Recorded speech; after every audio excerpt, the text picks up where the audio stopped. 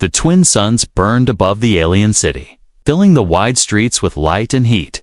The market was alive, filled with noise, smell, and colors from 100 different worlds. Creatures of all shapes moved around tall, insectoids clicking. Their jaws, scaled reptilians carrying cages, soft-skinned merchants shouting about fresh goods from distant moons. Everywhere there was trade, barter, and cruel laughter. At the center of this chaos stood the slave platform, a raised stone floor with metal chains bolted into it. Dozens of beings waited there, some with broken eyes, others whispering prayers. Two forgotten gods, but one figure stood apart from all the rest. She was a girl, young, thin, her skin pale under the harsh suns. She had no clothes, only dirt and marks on her body, her hair tangled and falling into her face. The chains around her wrists clinked whenever she moved, but most of the time she did not move at all. Her eyes were sharp, not broken like the others, but cold and silent. The crowd around her laughed. No one would buy her. A lizard merchant hissed, showing his teeth. "She is worthless," another added. A spider-like creature scratching its legs against the stone. Even the trader, trying to sell her, shook his head. "She has been standing here for days," he said, his voice tired. "No food, no water. Still no one wants her, not even for free." The girl heard every word, but she said nothing. She only looked at the ground, her lips dry, her chest rising and falling slowly, yet in her silence there was something unsettling, a quiet strength that even the aliens noticed. Though they pretended not to, the market continued, full of energy, yet for some reason, the area around her seemed empty. Customers walked past, curious for a moment, then quickly turning away. It was as if an invisible shadow followed her, warning them not to come close, and still she waited. Her feet burned against the stone, her body weak, but her mind awake. In her heart, she wondered, "Is this the end? Will I die here, forgotten and unwanted?" The trader shouted again, trying to attract buyers' strong arms. "Good workers, rare bloodlines, from the outer colonies. Look, look." But when his hand pointed at her, the laughter grew louder. "No clothes, no use, no future." The crowd said, "She is cursed," one whispered. The trader quickly looked around and hushed him. "Do not say that word here," he warned. But his eyes showed fear.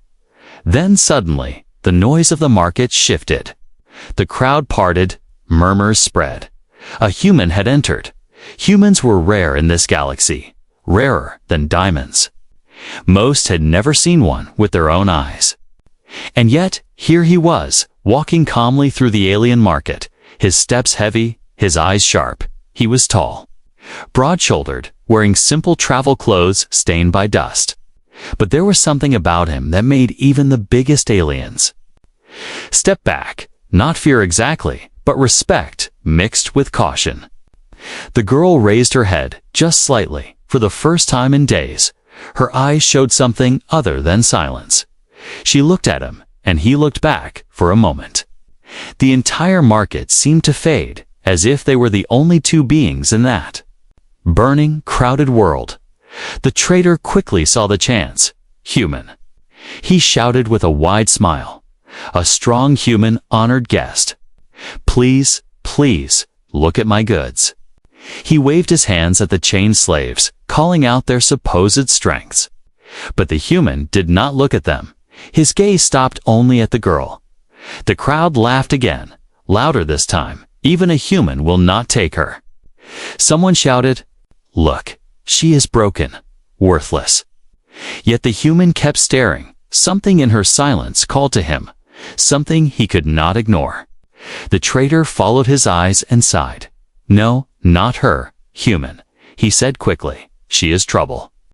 More trouble than she is worth. Nobody wants her, not even for free." But the human stepped closer, ignoring the warnings. The girl's breath caught in her chest. The market grew quiet, waiting to see what he would do. His voice was low, but firm when he finally spoke. "I will take her. Gasps filled the air. The crowd muttered, "Why her?" They asked, "He must be mad." Another said. The trader hesitated, looking from the human to the girl, his hands shaking slightly. She is cursed," he whispered, his voice almost lost in the noise. But the human did not blink. He repeated the words slowly, like a final decision, "I will take her." And with those words, the fate of both the human and the girl changed forever. The market never truly became silent, but when the human spoke, it felt as though every sound was pulled into the air and held there. The crowd had expected him to laugh and walk away, like everyone else, but instead he stood tall and calm, pointing to the one no one wanted, the pale girl, half-starved and unwanted. Now had the full attention of the only human in the market. The trader's eyes darted nervously, his lips curling as he tried to change the man's mind. Honored human, he said quickly, "You do not want this one. Look here. Strong worker from the ice colonies. Or this one. A singer with a voice that melts stone. Anything but her." He gestured wildly to the other slaves, his tone almost pleading. The human ignored him, his gaze steady. "I said, I will." "Take her." The crowd laughed, though there was unease in their laughter. Humans were known to be stubborn, but this choice made no sense. Why waste credits on something even the poorest farmer would not take for free? Still, the human's tone left no room for debate. The trader scratched his scaled chin, then sighed. Fine. Take her. But remember, I warned you." His long claws tapped the iron key, unlocking the girl's chains, the sound loud against the hush of the market. The girl stumbled as the weight left her wrists. Her skin, bruised and raw where the metal had bitten, throbbed with pain. She almost fell, but the human's hand caught her arm, steadying her. It was a small thing, a simple touch. Yet, in that moment, she felt something she had not felt in years: warmth. The aliens watched closely, some whispering, some shaking their heads. "She will bring him ruin," one muttered, or perhaps another whispered, "She will bring him power." The human handed over a few credits, less than the cost of a meal yet. The trader looked relieved. It was clear he wanted the girl gone, as though she were a weight finally lifted from his shoulders. No negotiation, no bargaining, just a quick exchange and a nervous glance. The girl was his now, though he did not see her as property. Not really. As they moved through the crowd, the girl's weak legs trembled, but she forced herself to walk beside him. Some laughed, pointing, mocking the human for carrying away a broken thing. Others stayed quiet, their eyes full of suspicion. The girl felt the heat of their stares, but for the first time, she did not feel entirely alone. There was someone walking beside her, someone who had chosen her when no one else would. They reached the edge of the market, where ships stood like beasts of steel and fire. The human's vessel was not large, not polished or noble, but sturdy. The kind of ship built to endure. Its hull bore scratches from travel. Its engines rumbled with age. Yet it carried the scent of safety to the girl who had known only chains and stone floors. It looked like a dream. The human led her inside. The door closed with a hiss, shutting out the noise of the market for the first time in days. Silence wrapped around her, not the heavy silence of despair, but the calm silence of a closed space. She sank against the wall, breathing deeply, her body shaking from hunger and exhaustion. The human studied her quietly, not as a buyer studies a purchase, but as a man trying to solve a puzzle. "You are free here," he said at last, his voice steady. "I do not keep slaves." The words felt strange to her ears, almost dangerous.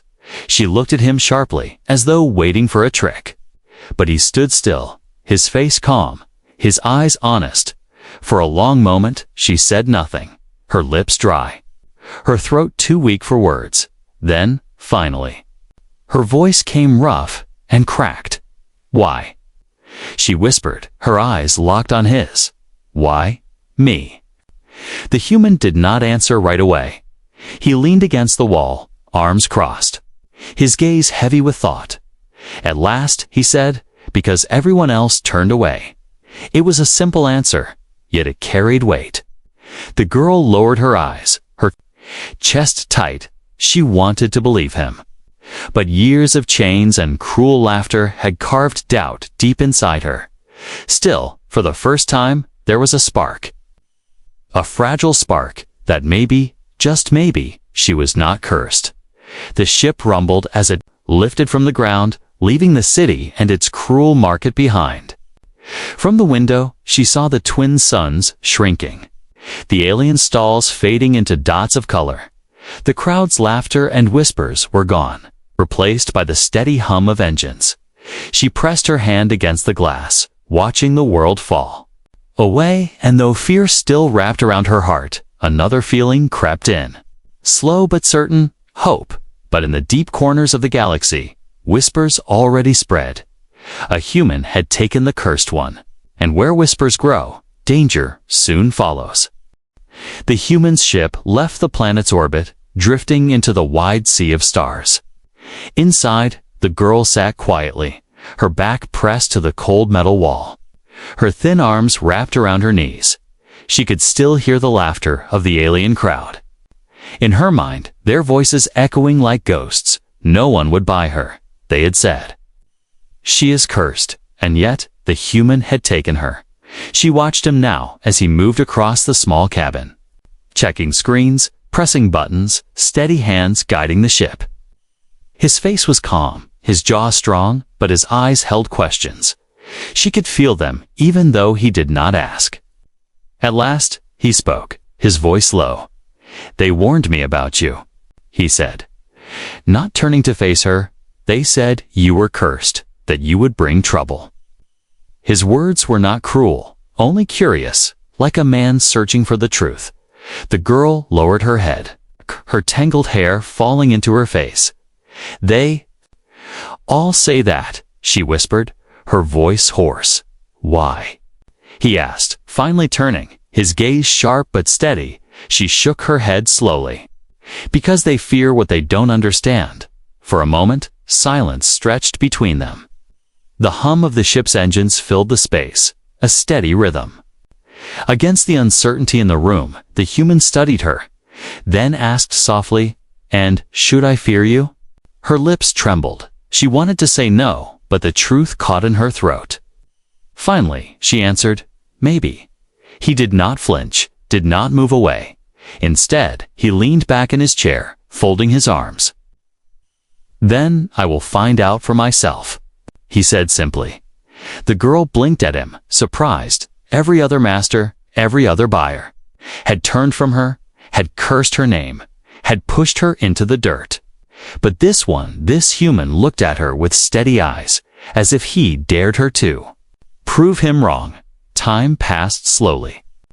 The stars outside shifted as the ship moved through the void. She sat in silence, her body weak, her stomach empty. At last, the human brought her food, plain rations, nothing more than dry bread and a cup of water. To her, it was a feast. She ate quickly, her hands shaking, but when she finished, she looked up to see him still watching her. "What?" she asked, her voice defensive. "You were starving," he said quietly. "When was the last time you ate?" Her eyes dropped to the floor, her voice a whisper. "I don't remember." He said nothing more, only nodded, as though her answer confirmed something he already knew. That night, when the ship drifted in dark space, the human slept lightly in his chair. The girl lay curled on the floor, her body tense, but sleep did not come easily. Her mind was restless, haunted by memories of chains, markets, and voices calling her cursed. She dreamed of fire, of shadows, of hands reaching for her. Her body shook. Her breath came fast. Then, suddenly, the ship's lights flickered.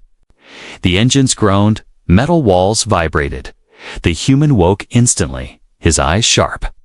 his hand reaching for the controls. "What's happening?" he muttered. The girl sat up, her face pale, her hands gripping the floor. I don't know," she whispered. But deep inside, she did know. The ship shuddered again, then stabilized, the lights returning to normal. The human's eyes narrowed. He looked at her, really looked at her, as if connecting the dots was, "That you?" he asked, his voice low. Her lips parted, but no words came. She only lowered her gaze, shame and fear twisting inside her. The human leaned forward, his tone firm but calm. "Answer me." Her shoulders shook. Her voice broke as she said, "I don't mean to. It just happens." He sat back slowly, his mind racing. The warnings of the market traders returned to him. "She is cursed. She will bring you trouble." But as he watched her trembling form, he saw not a curse, but fear. A girl carrying something she could not control, something the galaxy had already judged her for. Finally, he said, "You are not cursed. You are different." His words startled her, her wide eyes lifting to his. "No one has ever said that," she whispered. "Then maybe no one was brave enough," he replied. She stared at him, her heart pounding. For the first time, someone did not see her as worthless or dangerous, but as something more. Yet fear lingered if her presence could shake a ship. What else could she do? What danger did she bring to the one who had chosen her? Outside, the stars stretched endless and cold, but inside, the small vessel, a fragile bond began to form, a bond born not of chains, but of choice.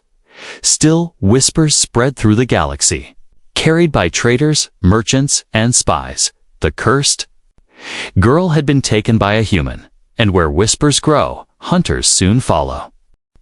The ship drifted through the dark of space, leaving behind the alien market and its cruel voices inside.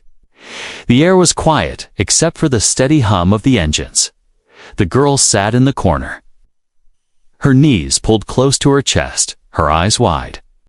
As she studied the small metal room around her, it was the first time in years she was not chained, not under the eyes of merchants, not surrounded by mocking laughter, and yet freedom felt strange, heavy, almost frightening.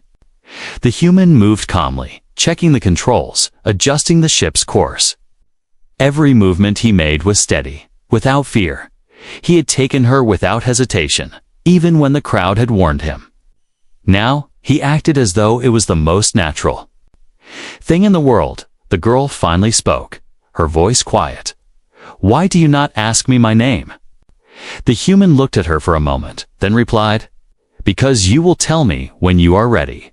His answer surprised her. Simple and honest, no demand, no order, only patience. She lowered her head, unsure how to respond. Time passed slowly. In the ship, the stars outside stretched into bright lines as the vessel moved into faster travel. The girl slept in broken pieces, always waking from dreams filled with fire and shadows. Each time she woke, she found the human awake at the controls, his eyes sharp, his posture calm. It was as though he never truly rested. Always watching, always prepared. One day, as she sat watching him work, she whispered, "You should have left me." He raised an eyebrow, but did not turn from the controls. "Why?" he asked. Her voice shook as she said, "Because they will. Come, they always come, no matter where I go." The human finally turned, his eyes narrowing. "Who will come?" She shook her head, unable to say more, her lips trembling with fear. The silence that followed was heavy. The human did not push her, but he filed her words away. There was more to her than hunger and weakness. Something hidden, something dangerous, later. When he checked the ship's engine room, he found her standing there, staring at the glowing power core. Her thin fingers hovered over the metal, not touching, yet the lights seemed to respond. Flickering brighter when she was near, he froze, watching quietly. Her eyes were distant, almost lost in a trance. The hum of the ship deepened, as though alive.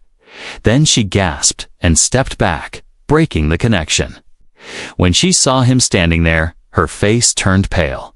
"It was not me," she whispered. But the fear in her voice betrayed her. The human stepped closer, calm, steady. "It was you," he said softly. Tears welled in her eyes, her voice breaking. "I cannot control it." He reached out, placing a hand on her shoulder. "Then we will learn," he said, her breath caught in her chest. No one had ever spoken like that. No one had ever offered her a chance. Always she had been feared, hated, chained. But here was a man who saw not a curse, but a possibility. That night, the girl sat by the window, staring at the endless stars. The human brought her a blanket, placing it around her shoulders without a word. She clutched it tightly, her body shaking from more than cold. At last, she whispered, "My name is Lyra." The human nodded once, not surprised, as if he had been waiting for this moment. "Then Lyra," he said, "you are safe here." The word struck her heart like fire. Safe. It was a word she had forgotten long ago. A word that felt almost impossible, but deep in the darkness of the galaxy. Others had not forgotten her, far away. In shadowed rooms and hidden stations, whispers spread. The cursed girl lived. And a human had taken her. Hunters began to move. Ships readied, contracts signed. The galaxy was wide. But not wide enough to hide forever.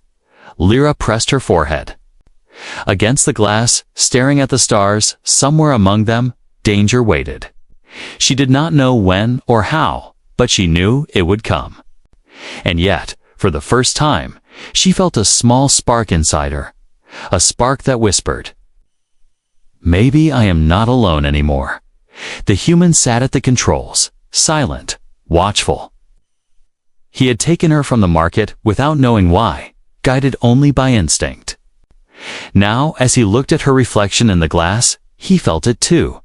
The beginning of something greater. Something dangerous, but also something worth protecting.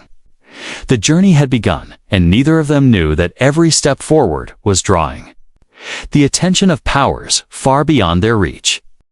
The ship moved deeper into the dark sea of stars, its engines steady, its metal frame humming like a heartbeat. Lyra sat near the window, her thin body wrapped in the blanket the human had given her. Her eyes fixed on the endless void, but inside, her fear twisted. Fear of herself, fear of what she had already shown. The human, whose name she had learned was Kale, worked at the controls, as always, silent and watchful. He never pressed her with questions, never demanded answers. But his steady gaze told her he was waiting. He had seen the lights respond to her, had seen the engine glow brighter when she was near. He knew there was something more. One evening, when the stars outside shimmered blue from a nearby nebula, Kale finally asked, "What are you, Lyra?" His voice was calm, not accusing, not fearful. Lyra's chest tightened, her hands clutching the blanket. "I don't know anymore," she whispered. He tilted his head, his eyes sharp. "But you remember something?" Her throat felt dry. Her voice trembled. "I remember fire, running, voices calling me dangerous. I remember chains." And then nothing. Her words broke off, her breath shaking. Kale watched her closely, his expression unreadable. Then he said, "The market called you cursed. But what I saw was not a curse, was power." Lyra flinched, shaking her head. "Power that brings only death." Kale leaned forward, his voice steady. "Power itself is not evil, Lyra, only how it is used." The words struck her, simple yet heavy. She had never heard them before, never been given the choice to believe them. Days passed, and Kale kept her close, teaching her the basics of the ship, showing her how to read the screens, how to check energy levels. She listened carefully, eager to learn, though doubts still clung to her. And then, one night, the truth of her power revealed itself again. As they were moving through an asteroid field, sharp rocks drifting like hungry teeth. Kale steered the ship carefully, but one massive stone spun toward them. The alarm blared, red lights flashing. Kale pulled hard on the controls, but it was too close, too fast. Lyra's eyes widened, her chest tight with fear. Without thinking, she raised her hand. A pulse of invisible energy spread out from her fingers. The asteroid slowed, its path shifting, just enough to miss the ship by a breath. The alarm stopped. The ship steadied. Silence filled the cabin. Kale stared at her, his hands frozen on the controls. Lyra's own hands shook violently, her face pale. "I didn't mean to," she whispered. "I didn't mean to do it." Kale stood slowly, his eyes never leaving her. "You saved us," he said firmly. She shook her head, tears burning her eyes. "No, you don't understand. This is why they hunt me. This is why they call me cursed. Because I can do things no one should." Her voice broke, her hands clutching her chest. Kale stepped closer, placing his hand on her shoulder. "No, Lyra," he said, his tone steady like stone. "This is why they fear you, not because you are cursed, but because you are powerful." Her breath caught, her body trembling. The words wrapped around her like fire and ice. Powerful, not cursed. No one had ever spoken those words to her before. Kale's eyes softened. "They want to chain you because they fear what you could become." He said, "But I will not chain you. I will not fear you." Her lips trembled, her heart racing. "Why?" she whispered. "Because you are not my slave," Kale replied. "You are my crew. If you choose to be." The silence that followed was deep. Lyra stared at him, her chest aching with emotions she had buried for years. Choice he had given. Her choice, something she thought was lost forever. She nodded slowly, her voice weak but clear. Then, "I choose." Her words faded, but Kale's small nod showed he had heard enough. From that moment, something changed between them. Lyra began to practice, learning to control the strange energy inside her. Small tasks, at first moving a cup across the table, dimming the ship lights with a thought. Each time, her control grew sharper, her fear a little weaker. Kale guided her, never with anger, never with chains. Only patience where others saw danger. He saw possibility, but far beyond their small ship. Eyes were watching, across the galaxy, in stations filled with shadows and secrets. Word spread, the cursed girl lived, and now she was with a human.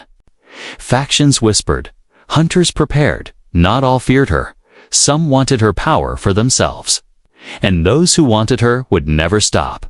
Lyra pressed her hand against the glass, staring at the stars. She felt the storm coming, heavy and close. But for the first time, she did not want to run. For the first time, she was not alone.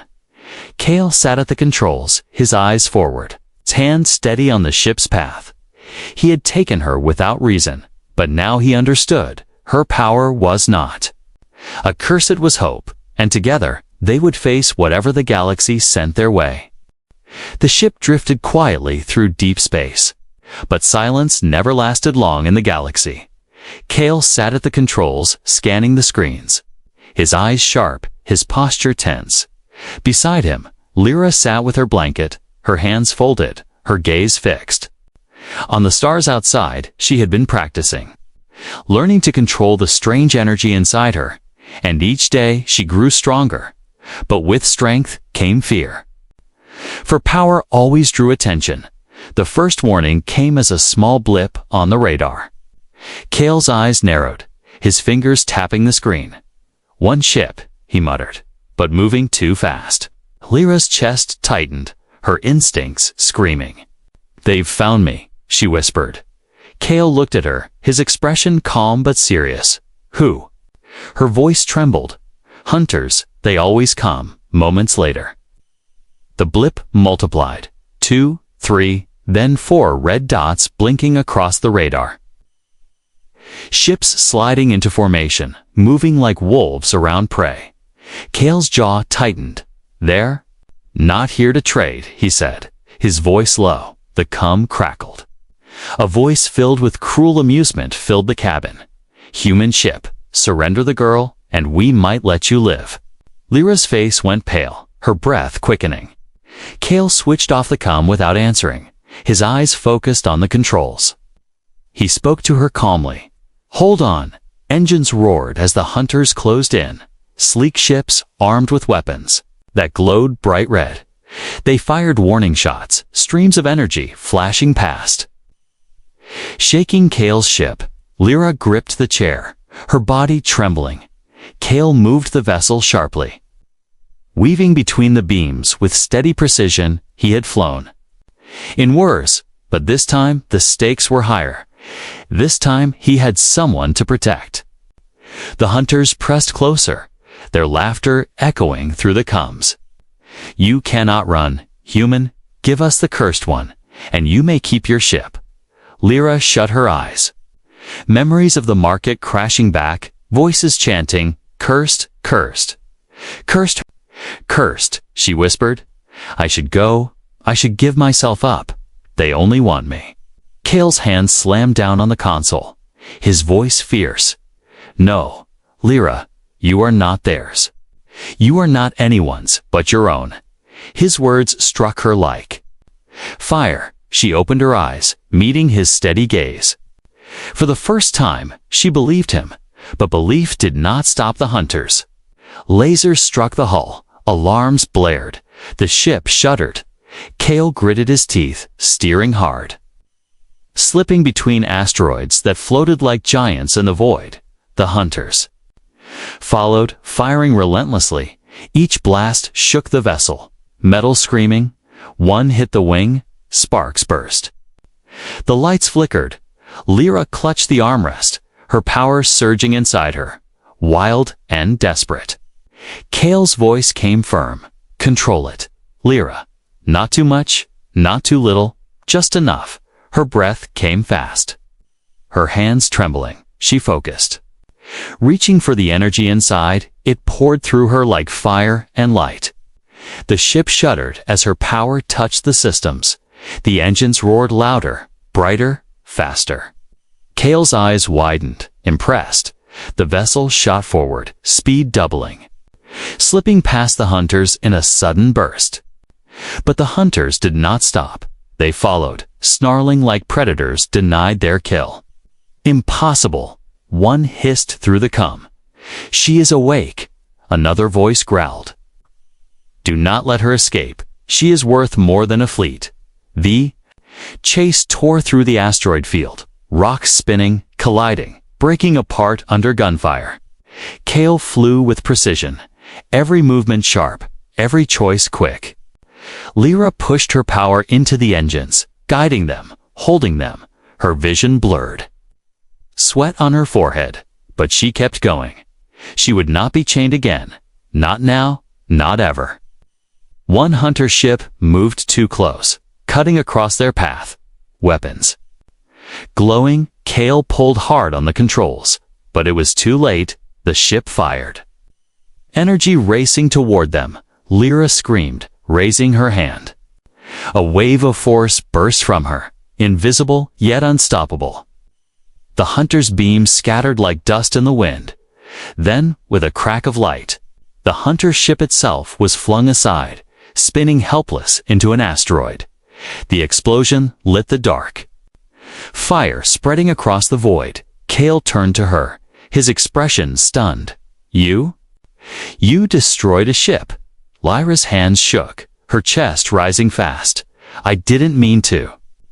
He placed a hand on her shoulder, steady and calm. You saved us. The hunters hesitated, their voices now filled with unease. She is stronger than we thought, one whispered. Fall back. Another said sharply. She is not ready yet. But soon, and just like that, the hunters turned, their ships vanishing into the black of space. The chase was over, but the silence that followed was heavy. Lyra collapsed against the seat, her body weak, her power drained. Kale steadied her, keeping her upright, his voice calm. "They will come again," he said. She nodded slowly, her eyes heavy. Yes, they always come, but inside, something had changed. For the first time, she had fought back. For the first time, she had won. Kale looked at her, his eyes sharp but proud. "You are not cursed, Lyra," he said firmly. "You are a weapon they fear, and with control, you will be more than that. You will be free." Her lips trembled, a tear sliding down her cheek. Free, the word burned in her chest, fragile yet real, and though fear still lingered, she knew one truth: she was no longer alone in the fight. The stars drifted silently outside the ship, their lights soft against the dark. The engines hummed, the wounds of battle still burning across the hull, but inside the cabin, the silence was heavier than the vacuum beyond. Lyra sat slumped in the chair, her face pale, her hands trembling from exhaustion. Kale moved quietly, checking the damage, running scans. His movements steady, deliberate, but his eyes often returned to her. She had fought. She had unleashed a power so great that hunter ships had fallen back. And yet, she looked at herself with fear, not pride. Her voice broke the silence. Soft, but filled with dread. "They will come again, stronger, with more ships. They won't stop." Kale nodded once, his jaw tight. "Yes, they will. But now? We know you can fight them." Lyra shook her head, her eyes wet. "You don't understand, Kale. It's not just hunters, it's everyone, factions, empires, even those who pretend to be allies. All of them want me. All of them fear me." Her words carried weight, and Kale listened, his sharp mind fitting the pieces together. "You said you didn't remember much," he said carefully. "But you do remember something. Tell me, Lyra's." Hands clenched in her lap, her breath uneven. At last, she whispered, "I was not born a slave." Her eyes lifted, staring past him, lost in memories. "I was born into a world of light. A city that floated in the sky. Towers of crystal walls that shone like stars." Her voice shook. "My people were powerful. Not with armies, not with weapons, but with energy. The same energy inside me." Kale froze, realization dawning. "You were one of them, the lost ones." She nodded, tears sliding down her cheeks. "They destroyed us, Kale. All of them. The empires joined hands for one thing, only to erase us. Because they feared what we could become." Her words filled the air like fire. Heavy and unshakable, they called us cursed, monsters, too dangerous to live. But we were only trying to exist. Her voice cracked. "I am the last of my kind." The truth hit Kale like a storm. The girl he had taken from the market, the one no one wanted, was not cursed. Not worthless, she was the last living heir of a civilization destroyed out of fear. No wonder hunters searched for her. No wonder whispers spread through the galaxy. If she lived, the memory of her people lived. And that was something the empires could never allow. Lyra bowed her head, whispering, "That is why I was chained. Why they laugh and spit. Why they say no one would buy me. Not because I was weak, but because I carry their fear inside me." Her body shook, her voice breaking. "Kale, I will bring death to anyone near me. You should have left me." Kale moved closer, his shadow falling across her, his voice firm. "No, Lyra. You will not die in chains, and you will not live." In fear, she looked up at him, her eyes wide with disbelief. "Why? Why would you risk everything?" Kale's gaze was steady. "Because I am human," he said simply. "And humans don't bow to fear. We fight it." The words rang in the air, sharp and unshakable. For a moment, Lyra could only stare at him, her chest tight. Then, slowly, her lips curved into the faintest of smiles. A fragile smile, but real. "Then maybe," she whispered, "maybe I am not alone after all." The ship drifted on. leaving behind the shattered asteroid field. But the galaxy was far from silent. On distant worlds, leaders spoke in dark rooms. Their voices filled with unease. "The cursed one lives," they whispered. "Not cursed." Another corrected, his eyes sharp. "The last of her kind." Hunters were recalled, fleets gathered, secret contracts signed. The chase was not over. It was only beginning. Back on the small ship, Kale stood at the controls, his eyes scanning the endless horizon of stars. Beside him, Lyra sat straighter now. Her fears still there, but wrapped in something new strength. Her power had been hidden, hated, feared. But now it was a fire burning brighter with every breath. She placed her hand against the glass, whispering to herself, "I am not cursed. I am not broken. I am the last of my people, and I will not bow." Kale heard her words. And for the first time since he left the market, he allowed himself a small smile.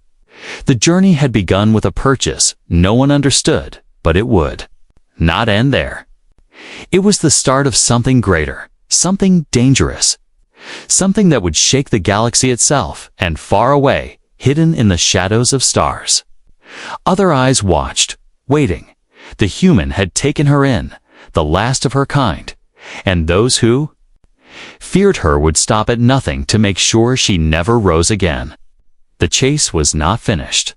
The revelation was only the beginning. The future burned ahead of them, bright and deadly.